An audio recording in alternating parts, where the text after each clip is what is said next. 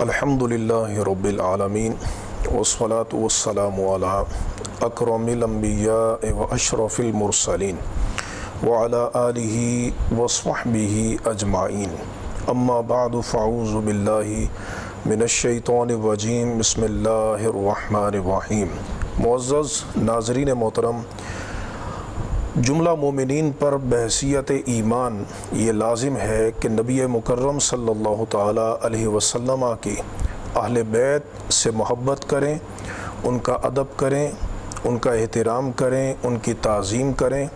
اور ان کی تعلیمات کو حرز جاں بنائیں۔ نبی کریم علیہ السلام نے کثیر احادیث کے اندر اپنی اہل بیت کے ساتھ حسن سلوک اور اپنی اہل بیت کا ادب، احترام، ان کی تعظیم اور ان کی محبت اور مودت کا حکم دیا ہے۔ چنانچہ یہ میرے سامنے صحیح مسلم ہے، اس میں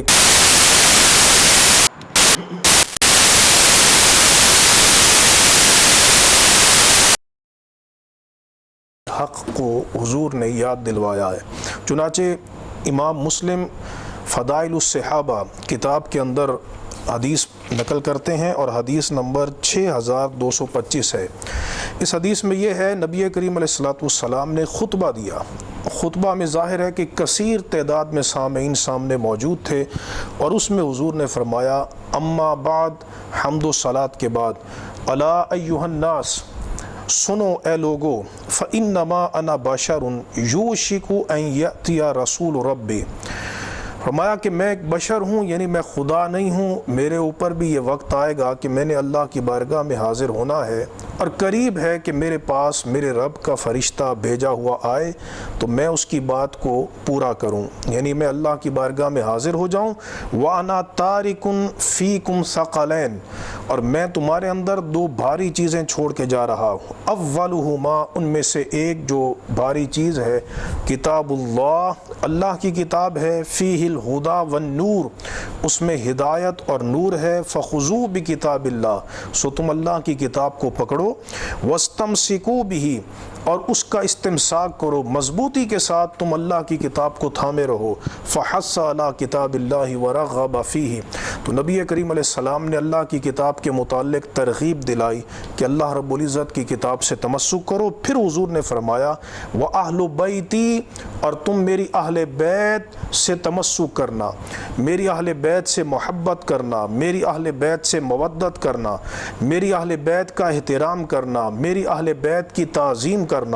اور حضور نے 3 مرتبہ تاکیداً اپنے غلاموں کو اپنی اہل بیت کے ساتھ حسن سلوک کا حکم دیا اور فرمایا، اذکرکم اللہ فی اہل بیتی، میں اپنی اہل بیت کے متعلق تمہیں اللہ یاد دلاتا ہوں۔ اذکرکم اللہ فی اہل بیتی، میں اپنی اہل بیت کے متعلق تمہیں اللہ یاد دلاتا ہوں۔ اذکرکم اللہ فی اہل بیتی، میں اپنی اہل بیت کے متعلق تمہیں اللہ یاد دلاتا ہوں۔ اللہ یاد دلانے کا مطلب یہ ہے کہ تم اللہ سے ڈرنا، میری اہل بیت کے متعلق ان کی قدر پامالی نہ کرنا، ان کی اہانت نہ کرنا، ان کا استخفاف نہ کرنا، ان کی توہین نہ کرنا۔ امام ترمذی نے ایک حدیث نقل کی ہے جس کے اندر بڑی سخت وعید آئی ہے نبی کریم علیہ السلام کی اہل بیت سے بغض رکھنے، حضور نبی کریم علیہ السلام کی اہل بیت کی توہین اور اہانت کرنے کے متعلق۔ چنانچہ امام ترمذی کتاب القدر میں اس حدیث کو نقل کرتے ہیں۔ نبی کریم علیہ السلام نے ارشاد فرمایا، آپ نے فرمایا، سِتَّةٌ لَعَنْتُهُمْ، 6 بندے ایسے ہیں جن پر میں نے لعنت کی ہے، وَلَعَنَهُمُ اللَّهُ، اور اللہ نے بھی ان پر لعنت کی ہے، وَكُلُّ نَبِيٍّ، اور ہر نبی نے ان پر لعنت کی ہے۔ اور ایک روایت میں مزید یہ لفظ ہیں، وَكُلُّ نَبِيٍّ يُجَابُ، ہر نبی مستجاب الدعوات ہے، یعنی اللہ کے نبی نے دعا مانگی اور اس بندے پر لعنت کی تو اللہ تبارک و تعالیٰ انبیاء کی دعا کو قبول کرتا ہے۔ ان میں سے ایک بندہ وہ ہے، نبی کریم علیہ السلام نے فرمایا، المستحل من عطرتی ما حرم اللہ، فرمایا جو میری اولاد، میری عطرت، میری ذریت کے متعلق اس چیز کو حلال سمجھ لے، مباح سمجھ لے کہ جس کو اللہ نے حرام کیا ہے۔ اللہ نے حضور کی اہل بیت کے متعلق کیا حرام کیا ہے؟ ان کا استخفاف، ان کی توہین، ان کی بے ادبی، ان کو گالی دینا، اور ان کے ساتھ قتال کرنا، انہیں قتل کرنا، یہ ساری چیزیں اللہ نے نبی کریم علیہ السلام کی اہل بیت کے متعلق حرام کی ہیں، ان کا بغض حرام کیا ہے، ان کے ساتھ عداوت کو حرام کیا ہے۔ لہٰذا جو بندہ حضور نبی کریم علیہ السلام کی اہل بیت کی توہین کرے، بے ادبی کرے، ان کا بغض کینہ اپنے دل میں رکھے، تو حدیث کے مطابق اللہ بھی اس پر لعنت کرتا ہے، نبی کریم علیہ السلام نے بھی لعنت کی ہے، اور ہر نبی نے اس بندے پر لعنت کی ہے کہ جو نبی کریم علیہ السلام کی ذریت سے بغض رکھے اور ان سے کینہ رکھے۔ ایک حدیث کے اندر بہت بڑی فضیلت آئی ہے، حضور نبی کریم علیہ السلام نے اپنی اہل بیت کی محبت کو اپنی محبت کے ساتھ مشروط کیا ہے، اور اپنی محبت کو حضور نے اللہ رب العزت کی محبت قرار دیا ہے۔ تو اس کا مطلب یہ ہے کہ اللہ رب العزت کی محبت اس وقت تک نصیب نہیں ہوگی جب تک حضور کی محبت نہ ہو، اور حضور کی محبت کی حقیقت نصیب نہیں ہوگی جب تک حضور کی اہل بیت کی محبت نہ ہو۔ چنانچہ یہ حدیث پاک امام ترمذی کتاب المناقب میں روایت کرتے ہیں، حضرت عبداللہ بن عباس رضی اللہ تعالیٰ عنہما سے مروی ہے، آپ نے فرمایا کہ رسول اللہ صلی اللہ تعالیٰ علیہ وسلم نے فرمایا احب اللہ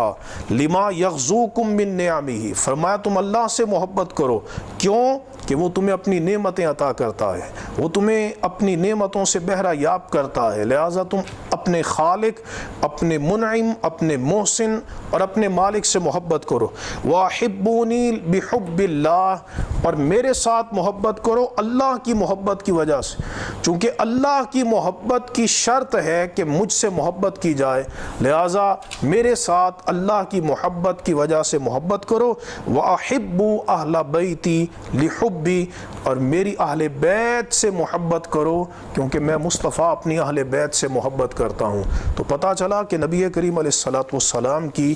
اہل بیت کی محبت یہ ایمان کا لازمہ ہے، اور اس کے بغیر ایمان کی کوئی حقیقت نہیں۔ یہ تو اہل بیت کا عمومی تصور ہے، اور سیدہ کائنات سیدہ فاطمہ الزہرا، مولا مرتضیٰ مولا علی شیر خدا، حضرات حسنین کریمین رضوان اللہ تعالی علیہم اجمعین، ان سے جو محبت کرے تو اس کی جزا کیا ہے، اس کا مرتبہ کیا ہے، اس کا مقام کیا ہے۔ امام ترمذی روایت کرتے ہیں، حضرت مولا علی شیر خدا نے اس حدیث کو روایت کیا کہ نبی کریم علیہ السلام نے امام حسن امام حسین کے ہاتھوں کو پکڑا اور فرمایا من احبنی، جو مجھ سے محبت کرے، وَأَحَبَّهَا زین، اور ان دو سے یعنی حسن اور حسین سے محبت کرے، وَأَبَاهُمَا، اور ان کے باپ سے محبت کرے، وَأُمَّهُمَا، اور ان کی ماں سے محبت کرے، كَانَ مَعِيَ فِي دَرَجَةِ يَوْمَ الْقِيَامَةِ، تو وہ قیامت کے دن میرے ساتھ میرے درجے میں ہوگا۔ مطلب یہ ہے کہ اسے میرا پڑوس نصیب ہوگا، میرا قرب نصیب ہوگا، اور وہ جب چاہے گا میں مصطفیٰ کی زیارت سے بہرہ یاب ہو جائے گا، جس کے دل میں مولائے مرتضیٰ علی شیر خدا سیدہ کائنات اور حضرات حسنین کریمین کی محبت ہے۔ لہٰذا حضور کی تمام اہل بیت سے، ازواج مطہرات سے، حضور کے چچا حضرت عباس سے، ان کی اولاد سے، اور دیگر جو حضور کے رشتہ دار قرابت دار ہیں ان سے محبت کرنا ایمان کا لازمہ ہے، بالخصوص مولائے مرتضیٰ علی شیر خدا سیدہ کائنات اور حضرات حسنین کریمین۔ اللہ تبارک و تعالی ہمیں اس محبت اور ادب کے عقیدے پر قائم رکھے۔ وآخر دعوانا ان الحمد للہ رب العالمین۔